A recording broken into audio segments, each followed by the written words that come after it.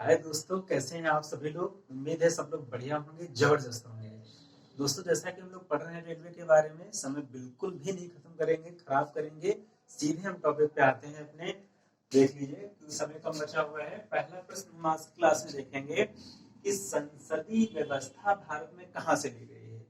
सारा का सारा खेल हम रेलवे के लिए देख रहे हैं। रेलवे के एग्जाम सबसे निकट में है, तो उसी की सीरीज चली, उसी में हम लोग पढ़ रहे हैं। तो संसदीय व्यवस्था भारत में कहाँ से ली गई है। पहला प्रश्न आपका कॉन्स्टिट्यूशन से है, संविधान से है। जैसा कि हमारा देश बना है और हमारे देश में बहुत सारी चीजें ऐसी हैं जो हमने अपने देश के कॉन्स्टिट्यूशन में, अपने देश के संविधान में दूसरे कंट्रीज से ली हैं। तो जैसा कि हम लोगों ने पिछली क्लासों में देखा भी था कि दक्षिण अफ्रीका से क्या ले रहे हैं, आयरलैंड से क्या ले रहे हैं, कनाडा से क्या ले रहे हैं, अमेरिका से क्या ले रहे हैं। ऐसे ही हमारे जो देश की अर्थव्यवस्था, हमारा जो देश है, जो जिस देश के अंदर की कानूनी व्यवस्था चलती है, वो कैसी है, संसदीय व्यवस्था। संसदीय व्यवस्था का मतलब है संसद क्या होता है, सर्वोच्च होता है। उसके सर्वोच्च न्यायालय की बात अलग कर दें। यहाँ पे क्या होता है, लोकसभा होता है, राज्यसभा होता है, दोनों के सदस्य होते हैं। फिर कोई बिल आता है, बहुमत होता है, पारित होता है, तब कोई चीज लागू हो पाती है। ऐसी जो व्यवस्था है, संसद के माध्यम से जो देश में कानून, नियम, मसौदे तैयार करे जाते हैं, ये व्यवस्था जो भारत ने ली है वो कहाँ से ली है, ब्रिटेन से। बहुत अच्छा है, याद रखिएगा। संसदीय व्यवस्था और एकल नागरिकता, कि भारत में जो सिटीजनशिप होगी वो कैसी होगी, एकल होगी। राज्यों का अलग और भारत का अलग, ऐसी कोई व्यवस्था भारत में नहीं है। अमेरिका में पाई जाती है, पर भारत में, पूरे संपूर्ण भारत में जो आपको नागरिकता दी जाएगी वो एक ही नागरिकता होगी। तो पेपर में पूछे कि एकल नागरिकता और संसदीय व्यवस्था ये किस देश की देन है, तो आप तुरंत बता दोगे कि ये ब्रिटेन की देन है। चलिए ठीक है। अगला प्रश्न हम देखते हैं, काजीरंगा राष्ट्रीय उद्यान कहाँ है। काजीरंगा नेशनल पार्क जो है, जो बहुत इंपॉर्टेंट है, इसलिए इंपॉर्टेंट है क्योंकि यहाँ पर एक सींग वाला गैंडा 50 बार 50 एग्जाम में पूछा गया है। बिल्कुल बबुआ बन गया है ये प्रश्न। पूछ लिया जाता है आपसे कि भाई आप ये बताइए, काजीरंगा नेशनल पार्क कहाँ पे पड़ता है, काजीरंगा राष्ट्रीय उद्यान कहाँ पे पड़ता है। तुरंत आप बता दोगे असम। असम, असम में पाया जाता है। ये फेमस क्यों है, क्योंकि यहाँ पर एक सिंह वाला गैंडा प्रमुख रूप से पाया जाता है। असम क्या होता है, असम की राजधानी दिसपुर होता है। और असम में जो गंगा और ब्रह्मपुत्र का जो बनता है काफी सा द्वीप डेल्टा, इसको माजुली के नाम से जानते हैं, पूछा जाता है। और असम की चाय आप जानते हैं, असम दार्जिलिंग की चाय बहुत ही प्रसिद्ध रहती है। ठीक है, तो ये आप याद रखोगे। काजीरंगा रट के जाइएगा, देख करके जाइएगा, समझ करके जाइएगा, आएगा। अगला प्रश्न हम देखते हैं, लेपचा। प्रत्येक वीडियो में हम बीच बीच में डालते रहते हैं जनजाति। जनजाति का मतलब फिर वही, जिन जो समाज की मुख्य धारा से थोड़ा सा अलग हो, समुचित विकास ना हो पाया हो, ऐसे लोग जंगलों में रहते हैं, खान पीन अलग रहता है, पहनावा अलग रहता है, रीति रिवाज अलग रहते हैं, तो वो मोस्टली जनजातियों के नाम से जाने जाते हैं। तो एक जनजाति हमने बताई है लेपचा। सहरिया जनजाति हम लोग पढ़ चुके हैं, वो राजस्थान में पाई जा रही थी। पर यहाँ पर हम देख रहे हैं कि लेपचा जनजाति कहाँ पाई जाती है, तो भारत का एक स्टेट है सिक्किम। सिक्किम राज्य में क्या पाई जाती है, लेपचा जनजाति। आप याद करके जाइएगा। चलिए आगे हम लोग देखते हैं, जीवाणु विज्ञान के पिता के नाम से कौन जाने जाते हैं। हम लोग बहुत अच्छे से जानते हैं कि जीवाणु होते हैं, विषाणु होते हैं, बैक्टीरियाज होते हैं। इनसे बहुत सारे रोग होते हैं। जैसे एड्स की बात कर लें, वायरस से होता है। हेपेटाइटिस की बात कर लें, वायरस से होता है। ऐसे फफूंद से बहुत सारे होते हैं। इसी प्रकार से जीवाणु से, छोटे छोटे जो जीवाणु होते हैं, शरीर में प्रवेश कर जाते हैं और उनके माध्यम से हमारे कई सारे रोग, कई सारी बीमारियां उत्पन्न हो जाती हैं। तो सवाल ये है कि जो जीवाणु है, काफी बढ़िया प्रश्न है, पूछा भी जाएगा कि जीवाणु जो है, उस विज्ञान, जीवाणु विज्ञान के पिता के नाम से कौन, तो लिवेन हॉक साहब। कौन, लिवेन हॉक। याद करके जाइएगा, लिवेन हॉक को किस नाम से जानते हैं, जीवाणु जगत के या जीवाणु विज्ञान के फादर के नाम से। ठीक है, चलिए अगला हम देखते हैं, किन्हें सजीव और निर्जीव की कड़ी कहा जाता है। यानी सजीव और निर्जीव के बीच की जो कड़ी के रूप में जाने जाते हैं, चैन के रूप में जाने जाते हैं, वो कौन जाने जाते हैं, विषाणु जाने जाते हैं। अभी आपने पढ़ा था कि विषाणु क्या होते हैं, एड्स होता है, हेपेटाइटिस होता है। ऐसे 50 रोग हमारे किसकी वजह से हो जाते हैं, विषाणु की वजह से हो जाते हैं। अब ये हमसे कह क्या रहे हैं कि जिन्हें सजीव मतलब लिविंग थिंग और निर्जीव का मतलब नॉन लिविंग थिंग, दोनों के बीच की कड़ी है, दोनों के बीच में पाए जाते हैं। वैसी बात हो जाती है तो आप बताओगे कि उस व्यक्ति का नाम क्या है? विषाणु। इसका पर्पज क्या होता है? क्योंकि आप देखते हैं कि जो विषाणु होते हैं वो मृत शरीर पर भी जन्म जन्म जाते हैं और वहां पर भी अपना घर और बसेरा बना लेते हैं। ऐसे ही क्या होता है जब हमारे बॉडी में आते हैं ये निर्जीव वस्तुओं से या निर्जीव चीजों से आकर के हमारी बॉडी में इंटर कर जाते हैं और फिर वो जो अपना जीवन अपने आप को विकसित कर देते हैं, कई सारे असंख्य मात्रा में जो पैदा हो जाते हैं, तो वो किस रूप में हो जाते हैं? सजीव रूप में। यानी कभी वे निर्जीव पर भी जा सकते हैं, कभी सजीव पे भी जा सकते हैं। इसलिए इसको हम क्या बोलते हैं? सजीव और निर्जीव के बीच की कड़ी या कड़ी इसको कहते हैं विषाणु को।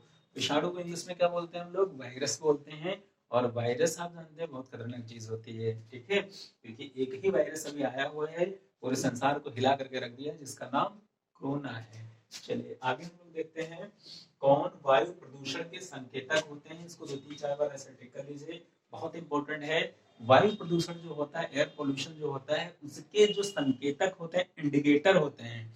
बहुत बढ़िया प्रश्न है। अगर पूछा जाए एयर पोल्यूशन जो है, वायु प्रदूषण जो है, उसके इंडिकेटर कौन है, उसके संकेतक कौन है, उसको समझाने वाले कौन है, तो आप हमेशा बता दोगे लाइकेन। ठीक है? लाइकेन आपका क्या होता है? कवक होता है। आप याद रखेंगे कि लाइकेन हमारे किसके संकेतक हैं? वायु प्रदूषण के। ठीक है? अच्छा है, बढ़िया है, पढ़ करके जाइएगा। आगे आप देखेंगे नारियल का कौन सा भाग खाया जाता है? ऐसे प्रश्न आपको बहुतायत में मिलेंगे कि शकरकंद क्या होती है? जड़ होती है। ठीक है? अगर पूछा जाएगा आलू क्या होता है? तना होता है। आलू का क्या खाया जाता है? ठीक है? जो हमारा सलजम होता है, जो हमारा प्याज होता है, उसके सल के पत्र खाए जाते हैं, क्या होता है ना? ऐसे प्रश्न एकाध बार आप थोड़ा सा वीडियो अगर आप देख रहे हैं हमारे निरंतर, तो आप जितना ये पढ़ाया जा रहा है ये तो है ही, इसके साथ में आपको एक गाइडलाइन मिल रही है कि इन इन चैप्टरों से प्रश्न उठाए गए हैं, तो इनको एक आध बार हम देख लें तो आपका कल्याण हो जाएगा। चलिए देखते हैं, तो नारियल का कौन सा भाग हम लोग खाते हैं? तो भ्रूणपोष। नारियल का हम भ्रूणपोष खाते हैं, जो बीच वाला हिस्सा होता है उसको भ्रूणपोष बोलते हैं, और उसका इस्तेमाल हम इसमें करते हैं? खाने के रूप में करते हैं। चलिए अगला हम देखते हैं मोसाद कहाँ की गुप्तचर संस्था है। संसार में जितने भी देश हैं सबकी अपनी अपनी गुप्तचर संस्थाएं होती हैं। जैसे टाइगर अभी जिंदा है, वो वाली मूवी अगर आप देख लेंगे, या फिर एक था टाइगर, वो वाली मूवी देखेंगे तो आपको दिखाते हैं कि गुप्तचर जो लोग होते हैं वो किस प्रकार से काम कर रहे होते हैं। उसको ना देखें तो रॉ है ना, भारत के लिए रॉ है, और आईएसआई, ऐसे मतलब बहुत सारी संस्थाएं जो गुप्त रूप में काम करती हैं। तो आपसे पूछा जाएगा मोसाद, तो मोसाद कहाँ की गुप्तचर संस्था है? इजराइल। और इजराइल के बारे में आप जानते हैं कितना मजबूत, कितना सशक्त देश है सेना के मामले में, अपनी सुरक्षा के मामले में। चलिए अगला हम देखते हैं किसान घाट किसकी समाधि स्थल है? किसान घाट पर किसकी समाधि स्थल है? इसको 2-3-4 बार टिक कर लीजिए, निशान लगा लीजिए, मार्क कर लीजिए, क्योंकि इस समय पूरा देशव्यापी आंदोलन आपको दिखाई पड़ रहे हैं। किसको लेकर के? किसानों की कुछ समस्याएं हैं, जो समस्याएं वो अपनी रख रहे हैं, बात रख रहे हैं। तरीका क्या है, सलीका क्या है, बात क्या है, वो अलग बात है। लेकिन हम मेनली ये जानेंगे कि किसानों का जब मामला इतना ज्यादा देश में है, तो हो सकता है रेलवे में, एनटीपीसी में, ग्रुप डी में वो पूछ लें कि भाई किसानों के जो मसीहा हैं, किसानों के जो बहुत हमदर्द थे, उनका नाम किसान मतलब क्या था? चौधरी चरण सिंह। और एमाउसी हवाई अड्डा जो लखनऊ में पड़ता है, चौधरी चरण सिंह जी के नाम पर ही था। तो शायद अभी क्या हो गया है, पता नहीं क्या हो गया है। ठीक है? तो यहाँ पे आप जानेंगे किसान घाट किसकी समाधि स्थल है? तो चौधरी चरण सिंह। किसानों के वास्तविक हिमायती, वास्तविक हमदर्द कौन आज तक दिखाई पड़ते हैं? आपके चौधरी चरण सिंह। और इनकी जो समाधि स्थल है वो कहाँ पे आपकी दिखाई पड़ती है? मतलब किसान घाट पे इनकी समाधि स्थल दिखाई पड़ती है। पेपर में पूछेगा किसान घाट, तो आप बता दोगे चौधरी चरण सिंह की समाधि स्थल है। चैत्रा भूमि डॉक्टर भीमराव अम्बेडकर जी की है। राजघाट महात्मा गांधी जी की है। ठीक है? इस प्रकार से आप थोड़ा सा देख लेंगे। चलिए आगे हम लोग देखते हैं गाड़ियों में पीछे देखने के लिए किस दर्पण का उपयोग किया जाए। जैसे हम लोग गाड़ी चला रहे हैं स्पीड में, पीछे से कोई आ रहा है, टच करके चला जा रहा है, तो इसके टच करके ना जाए इसलिए हम पीछे देखने के लिए एक दर्पण का उपयोग करते हैं, जो लगा होता है, जिस पे लिखा होता है क्लोजर इन द ऐसे करके, है ना? तो वो वाली चीज अगर पूछ लिया जाए गाड़ियों में पीछे देखने के लिए किस दर्पण का प्रयोग करते हैं, तो हम बता देंगे उत्तल दर्पण का। और उत्तल दर्पण आपके लिए अबोध चीज नहीं है, दुर्लभ चीज नहीं है। आप इसके पहले जान चुके हैं कि अगर किसी व्यक्ति के निकट दोष होता है, निकट दृष्ट दोष होता है, तो वहां पर क्या होता है? अवतल लेंस और अगर दूर दृष्ट होता है तो यही हमारे आ रहे थे कौन, उत्तल लेंस। वहां पे लेंस है, यहाँ पे दर्पण, फर्क इस बात का है बस। आगे आप देख लेंगे कि संविधान की आत्मा किसे कहते हैं। ठीक है, द साउल ऑफ कॉन्स्टिट्यूशन।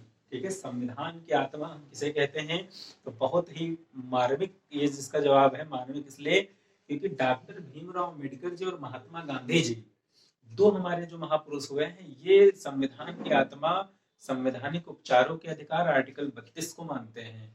और ऐसे अगर पूछा जाए जैसे हमने पूछा है, संवैधानिक महात्मा गांधी और अम्बेडकर जी का नाम न जुड़ा हो तो सदैव, हमेशा और निरंतर आपका जवाब क्या रहेगा, भारत की प्रेम्बल, भारत की प्रस्तावना, जिसको भारत की कुंजी कहा गया है, भारतीय नाव का जो है केंद्र बिंदु माना गया है। तो प्रस्तावना, और प्रस्तावना के बारे में आप जानते हैं कि प्रस्तावना ही मूल भावना है संविधान की।